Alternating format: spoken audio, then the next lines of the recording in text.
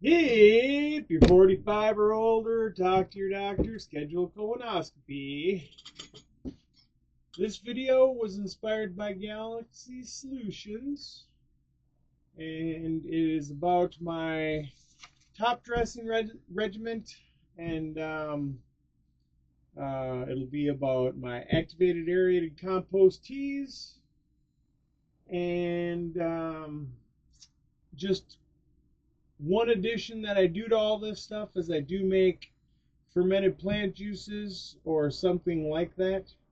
And I also use that, and I strain the liquid off of the buckets and mix it 20 to 1 with water, and I water that in on plants. That's just a side note to everything. That is cut up plant material basically, and then water and some sugar, and I made a lab of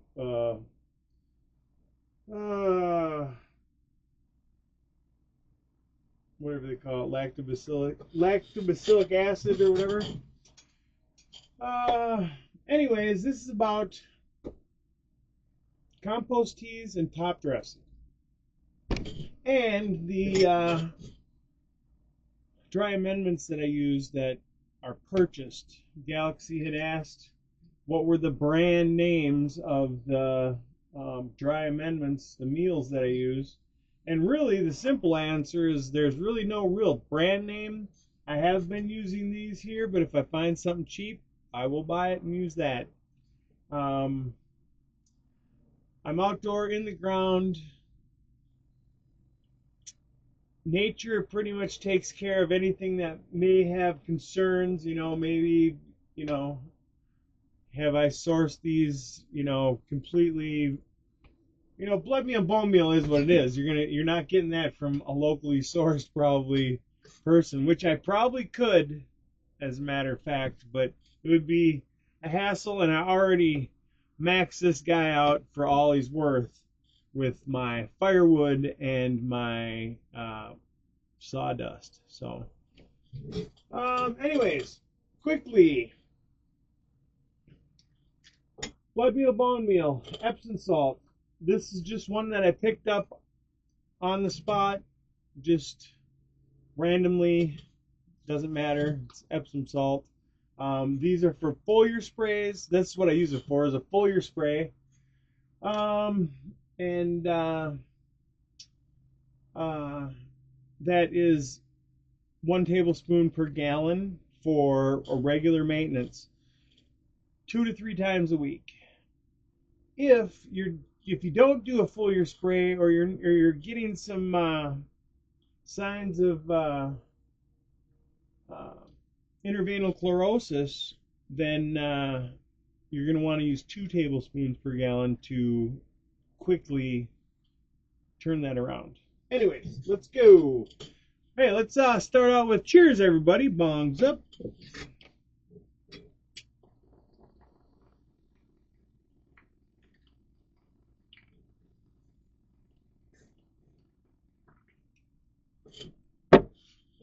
I have a big water pressure tank that I make my compost teas in, and usually I do about 5 gallons at a time. 5 to 8 gallons, somewhere around there. But it really doesn't seem to, I don't measure out the amount of water. I really don't know exactly how much it is. I'm guesstimating. But as far as bought stuff, this stuff here, I use what is the Super Thrive. 1 drop of Super Thrive in my watering in. So when I'm watering in, once every 3 or 4 times. I don't use it every time. That's just another side note, something I thought of right just at the moment here. But what we'll do is we'll take Since I have 4 mounds in Minnesota, we're allowed to flower 4 plants. So I keep 4 mounds and then do a little side genetics hunt, pheno hunt, in addition to the flowering plants. I'll flower out the pheno hunt a little earlier. An example is on one of my videos. I'm flowering a plant right now. But that'll be for a pheno hunt. The 4 mounds that I have, I'm putting tested plants that I know are good, that I like, that I know how to grow. And that is mainly White Widow and then a blueberry sprinkle. But we're going to take, so each one of those mounds is going to get 1/4 of what we're mixing together here. 4 cups of bone meal. This is for veg. 4 cups of blood meal. 4 cups of my homemade worm castings.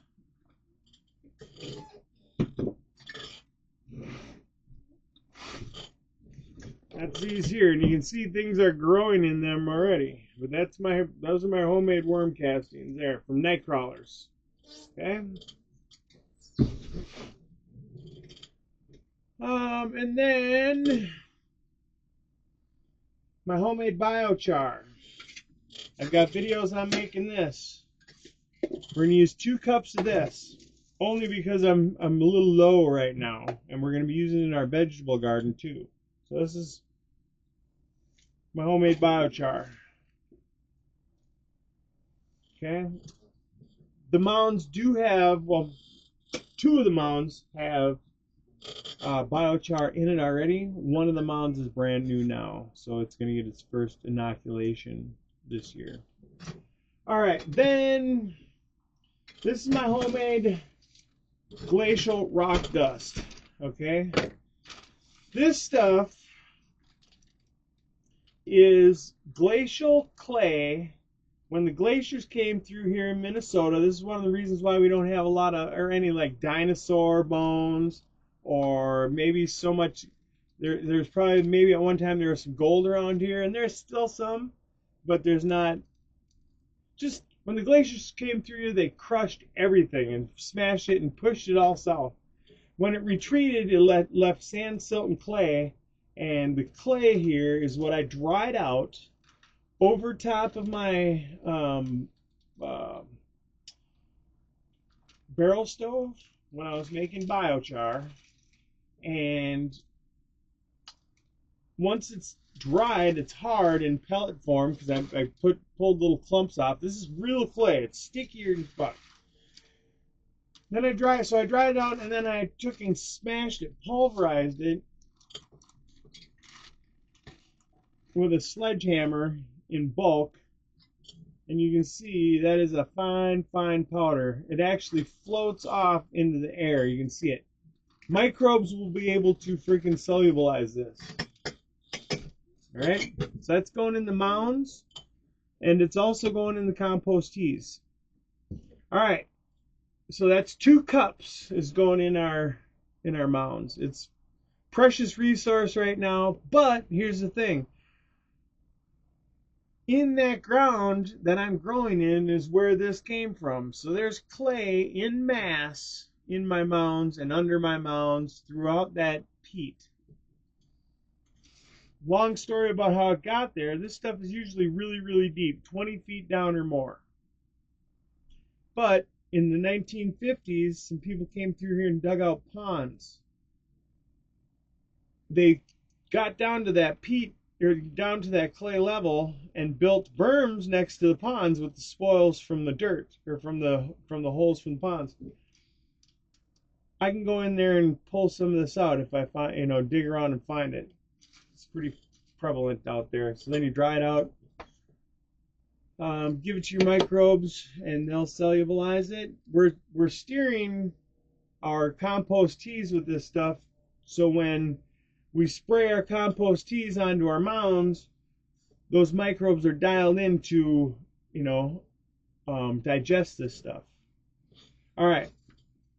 Couple of maybe off the wall, the last unorthodox type things, whatever. We've got my insect frass. This is ground up honeybees, dried and ground up honeybees. Okay, we're going to use that for the chitin content. This here, this is also honeybees, but it's just a little travel pack. Okay, this here is ground up. I had a freaking massive turkey tail mushroom on a tree that we cut down years ago. The stump was there, and it was this turkey tail is consuming that tree stump. I grabbed that sucker. Here's a chunk of it, a few chunks of it. Okay. You see the veins in there. That's ground up turkey tail mushroom. It is also made of chitin. Mushrooms are made of chitin. Same material as your insect grass is made out of. The bodies of these insects are made of. Chitin, chitosan. You hear about chitosan? It's I think the main name for it is chitin or whatever. But anyways, mushroom. That's the same thing. So we're gonna get 2 cups or a cup of the insect frass and a cup of the mushrooms is going in each time I top dress. I'm gonna probably be top dressing with this recipe 3 times, like once every 3 weeks. On top of that, every week, it's going to get a compost tea. Couple of applications of that. It's going to have all this stuff in it because we're going to direct our compost tea to digest this stuff, like I said before. All right, so in the first 2 or 3, or 1 or 2, probably 2, dry amendment top dressings we make. We're going to have my dialed in, and I call it dialed in because I fed these wild rabbits willow branches, and they ate the bark off of the willow branches. You can smell, if you know anything about willow, it's got a lot of hormones in it. This smells like a hospital almost. So we're going to take 4 cups of the rabbit and deer, and we're going to grind it up as small as we can get it, just with our hands, grind it up. That's going in there. And then the mound right now is top dressed with sawdust and grass clippings. This stuff is going to be kind of hand kneaded into that top dressing. And then as it's watered in, it's going to seep through. And then I've seen a lot of roots grow into the grass clippings. Anyways, final thing, I guess, is we're going to address our potassium with actual wood ash from a fire that has not been rained on. There has been no water applied to this, so this is virgin wood ash. You can you can go too far, I guess, but you don't have to worry a whole lot if you're especially if you apply it in the fall. Sprinkle it all over in the fall, and then, maybe small applications during the summer, but I'm just going to take like 4 cups of this stuff and sprinkle it around everything, and we're going to call it good all summer. And then our final top dress for flour, or because we're only going to do, we're going to probably have to do 2 top dressings for flour, but we'll probably only add 1 of these in there. But I don't know, we'll see. We're going to kind of, this is all a little bit new for me. We had success last year. We added a couple of things this year, but we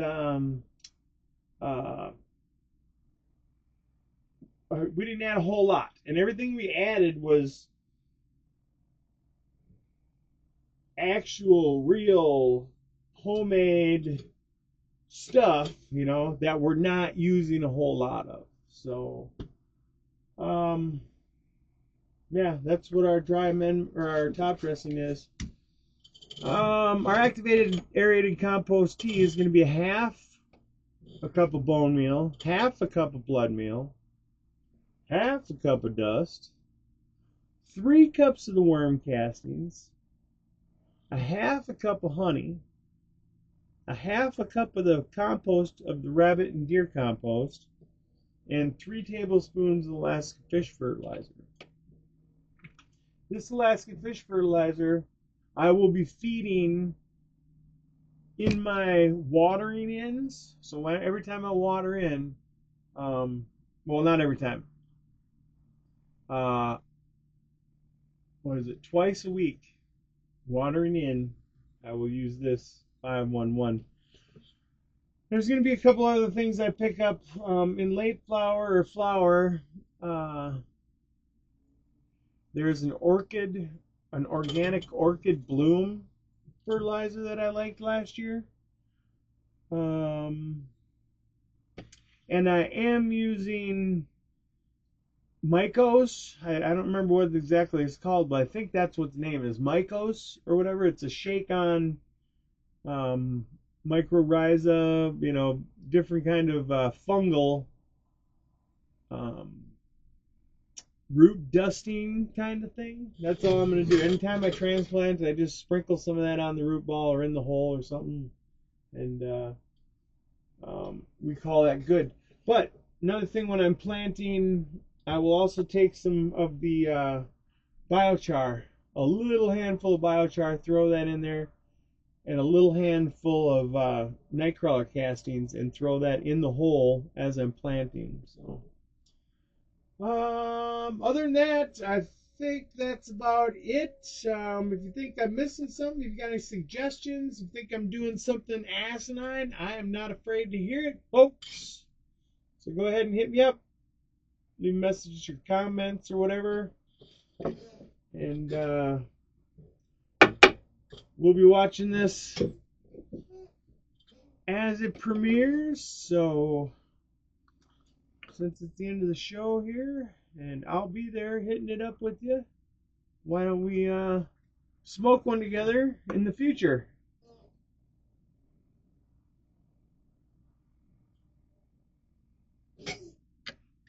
I get my lighter to work. Doesn't like being cold. There we go. All right, so cheers, everybody.